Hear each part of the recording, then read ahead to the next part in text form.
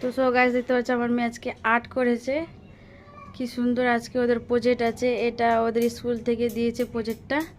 তো প্রজেক্টটা হচ্ছে, এটা কিসের প্রজেক্ট? এটা আর্মিদের, বিএসএফ এর প্রজেক্ট দিয়েছে। এটা ওদের পরীক্ষা হবে, তো প্রজেক্ট যদি ভালো হয় আবার এটা পাঠাবে, মানে যাদের যাদের মানে নিজের হয়েছে, স্বামী গেছে, যারা যারা যুদ্ধতে যে লড়াই করে গেছে ওদেরকে এগুলো পাঠাবে।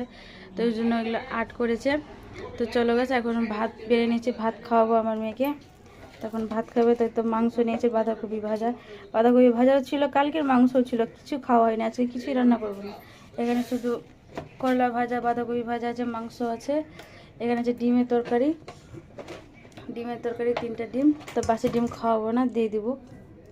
আর ভাত তো করে নিয়েছি। তো চলো গাছ খাই, তখন তোমাদের সঙ্গে আবার দেখা করতে আসছি।